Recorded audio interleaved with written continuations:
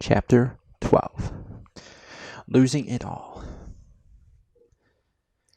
This is coming up to where I am about in my life now. Missing home played a part in all of my decisions. I was missing home. I was only supposed to be for 2 years. There had been some stuff that happened at home. My Nona had passed away. I was supposed to be one of the people to carry her coffin. I couldn't even go home for that. My sister and her boyfriend, he's the one that took my spot. So I was just in a perpetual state of depression, of throwing a hissy fit because I couldn't have what I wanted. And instead of enjoying what I did have here, I just locked myself away, did what I wanted to do, and just was pissy. This caused some medical issues I'm pretty sure of. I have gallstones. They are not active at this moment. I'm pretty sure my anxiety caused my stomach to act up. I now take anti gas medicine every day. And it wasn't good. When people would want to go hang out, I would have a stomachache by even the thought of being around other people. I shut in. I wasn't there to help my wife or kids. They're going through the same thing. Logan is being very brave. He makes the most of it while being here, but he really does miss being home. Chelsea does too. The only family she has left, the closest family she has left, is back in New York. But I didn't want to see any of that, and usually I do. Usually I take care of other people, especially people close to me before me, but at this time I just didn't want to do any of that because I had figured that being me and being so giving all the time, it was about time somebody took care of me. That also didn't help because I quickly learned that me taking care of everybody else and being in that role wasn't really room for anybody to take my role. And then a few months ago, my father had a massive heart attack. I did get to go home for that. He's doing great now. My mother is and will take great care of him. He will take care of himself. Chelsea's childhood friend had lost her son. She went home for that. We did take a separate vacation. I went and stayed with my buddy Chris and my sister-in-law Brittany. She went to New Hampshire to go visit some longtime friends. She was enjoying herself, and again, for some odd reason, I got jealous at times. She was supposed to video chat me, and she had chatted me every day. It just wasn't video chat, and I was being picky on what exactly she said instead of just being thankful. Which wasn't helping. It wasn't good. We were butting heads because we were both upset about the same thing and it wasn't coming across. I felt like my needs weren't being met, and she felt like her needs weren't being met. It got awful. I wasn't getting a job. She really needed my help. I wasn't doing it because I don't want to be in an endless job. I was trying to get my degree and go to school. I was doing really good too. The school happened to not release my federal funds. So after it's like the third trimester, going in the third trimester, third semester, going into the third semester, I still hadn't got my money. And of course, if you don't pay for the courses, that you can't take them. And I was passing. Not only was I passing, I was doing really good. I was bragging on social media how good I was doing. Like, and then I get hit with this. Oh, I'm sorry. It's a distributor. We changed distributors. I was like, you're a business school and you can't keep up with your finances. It hurt. Like, it seemed like every time I was getting on top of things that something was holding me down, hitting me, throwing me to the ground. So tensions were high. We'd gotten back from visiting. She had spent, she was coming home, but she had spent 5 days out of the house. She was doing stuff. They went to Pride that weekend. She was hanging out with her friend. I was getting upset because I hadn't seen her. I could have went to Pride. However, I didn't because I promised my daughter that was the week of her videos, and it was on a Saturday, and I was editing and uploading her video, and I promised her, so I did stayed home. Then she said she had a day off on Tuesday, and that we would hang out. That kind of upset me to be penciled into her busy schedule. It didn't make me feel like I was wanted. That I was just okay, I have a husband, I need to hang out with him sometime. Not saying that is true, I'm just saying that's how I felt. So that night she tried to cuddle. I kind of turned my back to her because I was supposed to hang out with her that day, and she canceled on me. I had called her at work. We were talking. I had blown up at her because I'd had enough, and she had enough. She was dealing with this fact that I didn't have a job. We were fighting. She wasn't happy. So she said she was leaving. We had not really tried to work it out. I mean, tensions were high after that. She did eventually move in with a friend of hers.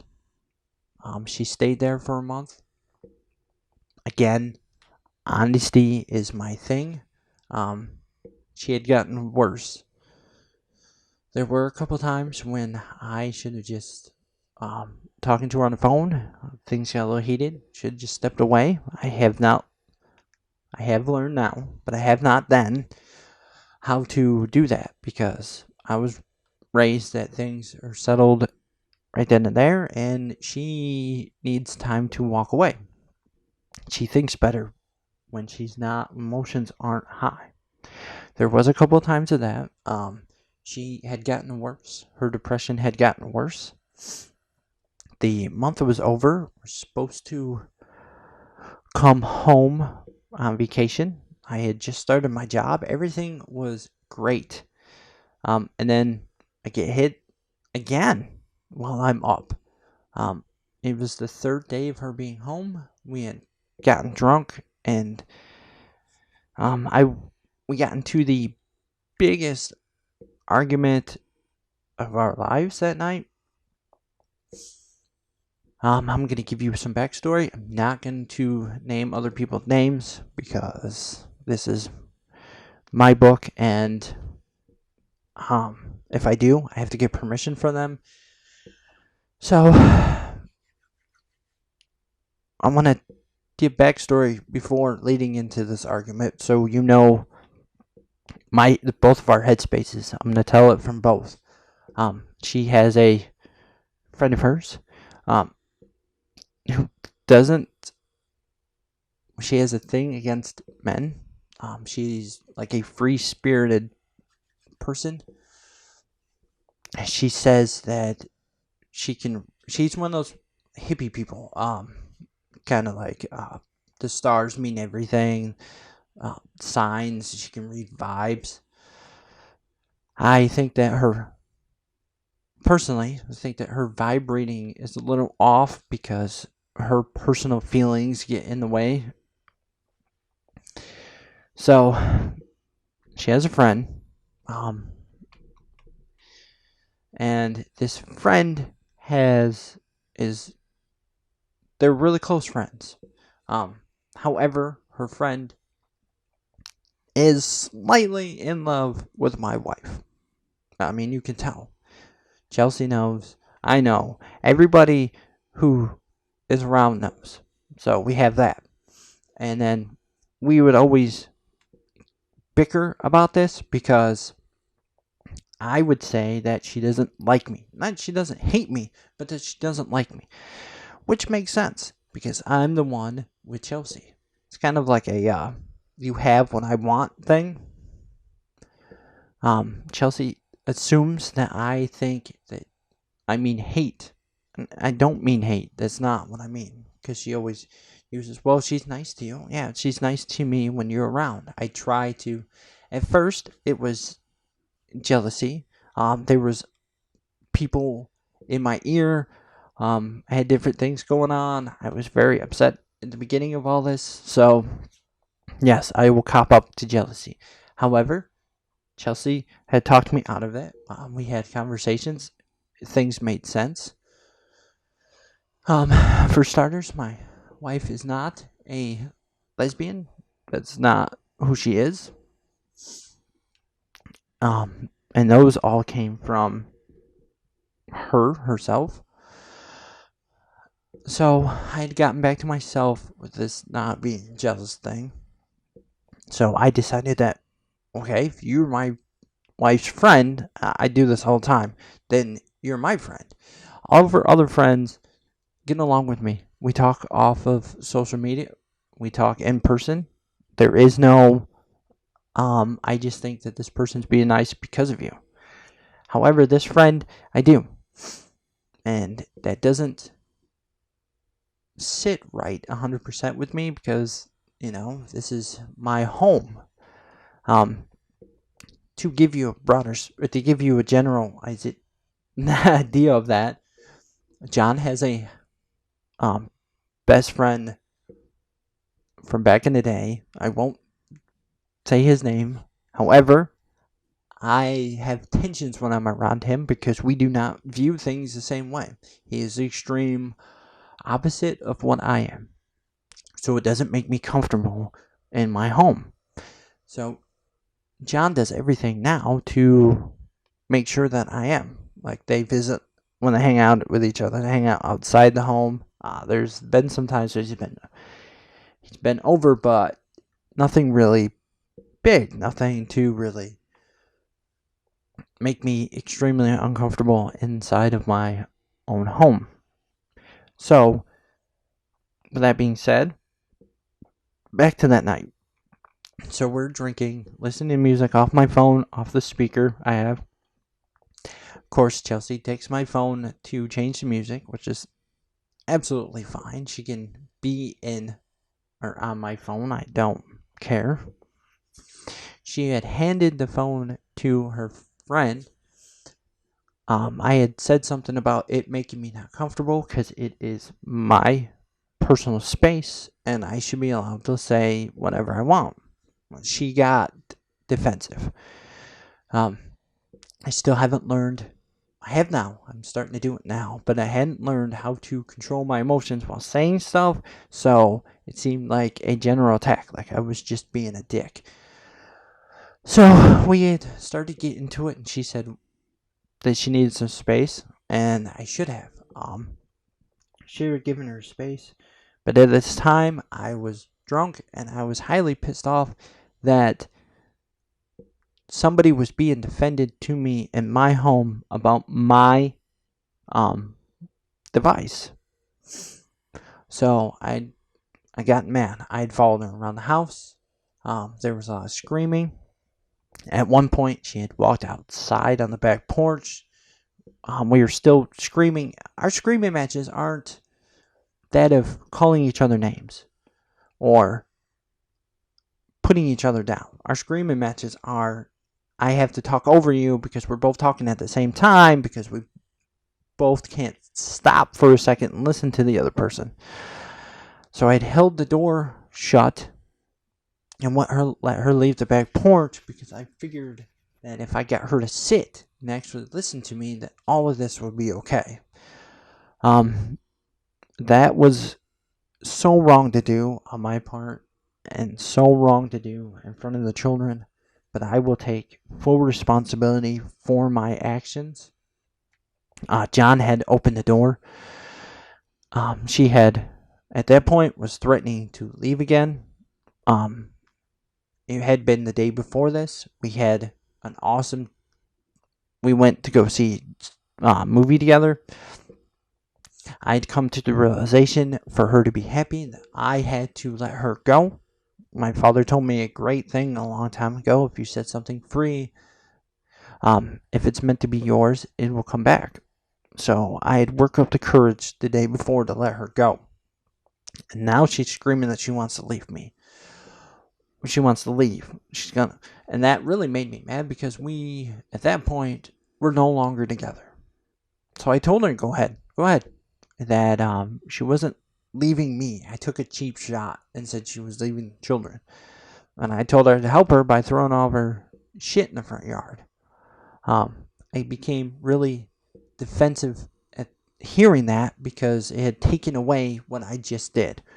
Everything I've gone through to get to that point, to get myself to that understanding, right out the window because she was trying to take a cheap shot at me like that was going to crush me because we were both drunk and yelling. So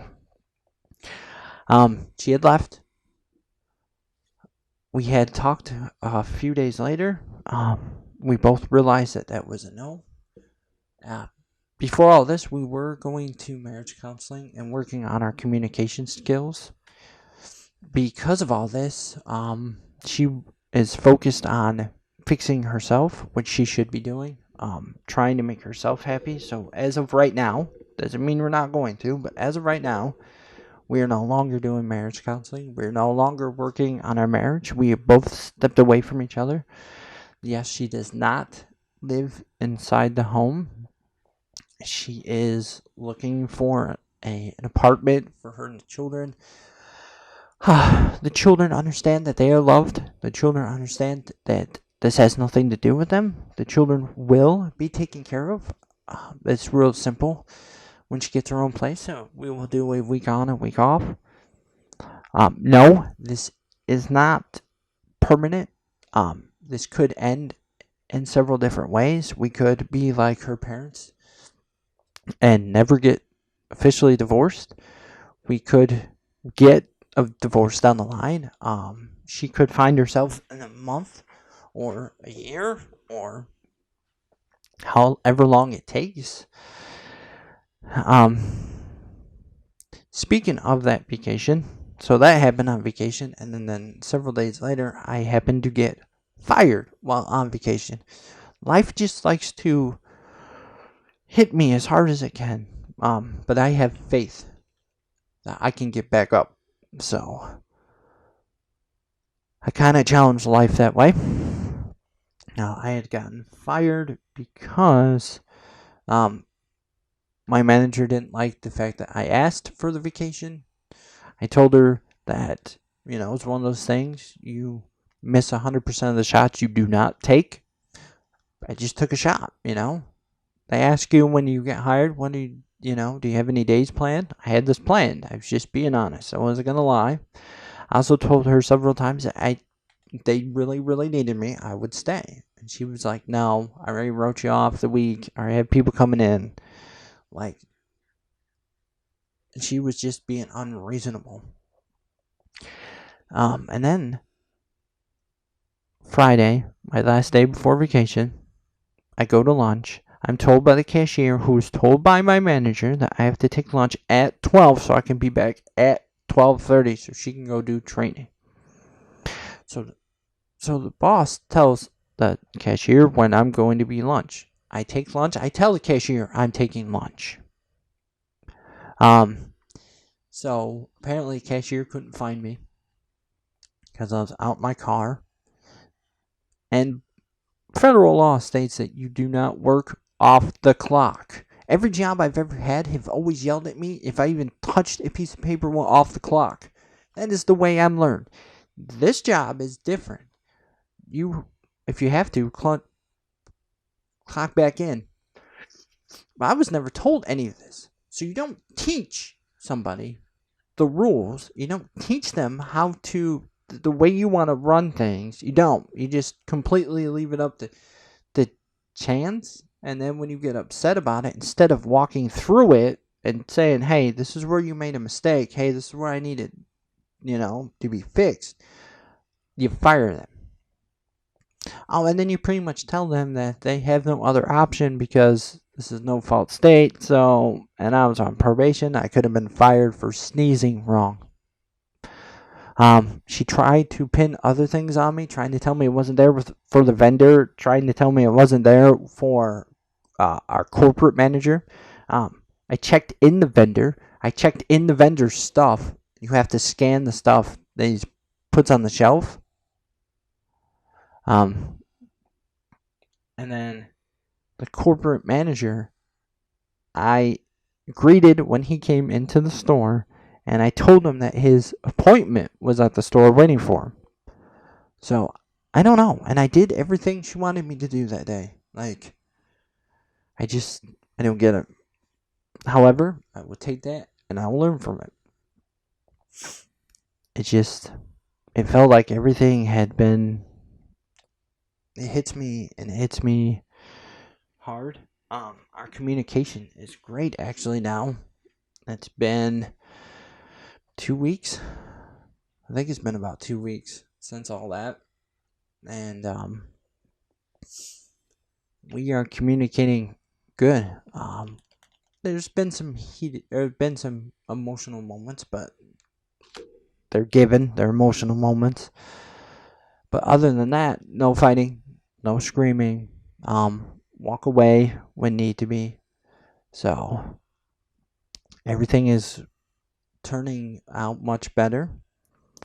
And I, again, am 100% honest, and I am never going to give up on her, on us. I believe that she is my soulmate in every sense of the word, and I have her back.